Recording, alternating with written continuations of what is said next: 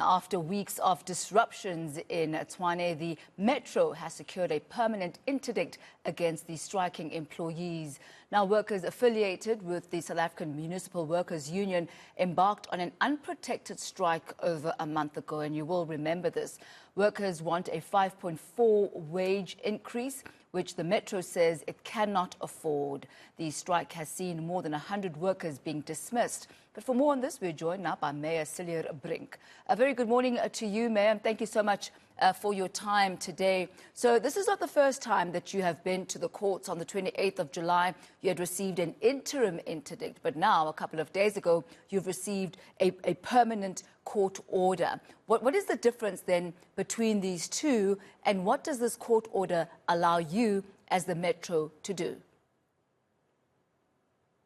Thanks very much. Yes, so the interdict was obtained right at the beginning of the unprotected strike, and it was obtained specifically against the South African Municipal Workers Union and their leadership, because it's evident that they were driving the unprotected strike.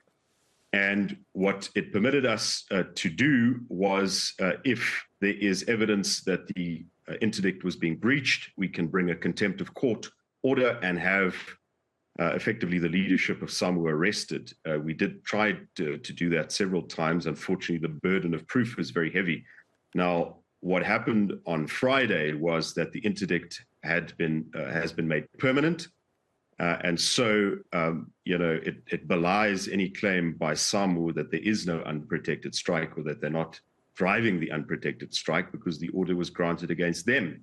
And it was granted with costs. So we believe it's an important victory. And of course, it does permit us to approach a court of law to claim that there has been a breach, there's been contempt of court.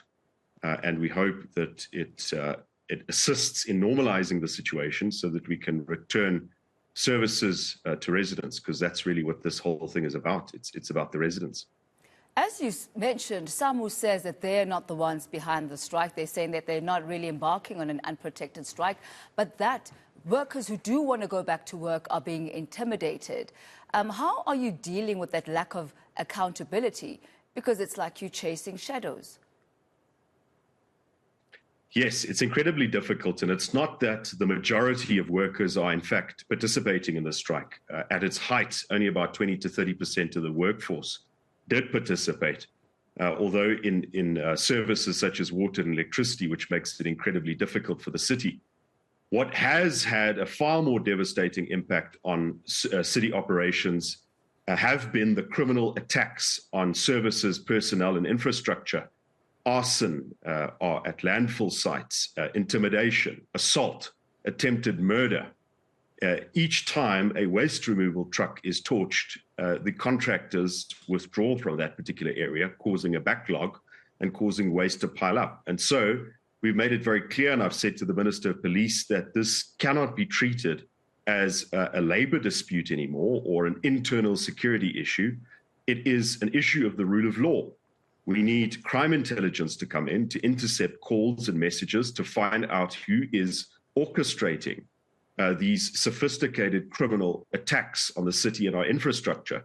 Because if we continue to treat this as if it were a labor dispute, then human lives are going to be in danger. We must act proactively, and this was the message, and we are getting better support from the South African police. But the key question is going to be, when are arrests going to be made? Because it's only arrests of folks planning these things that will actively stop them from happening in future.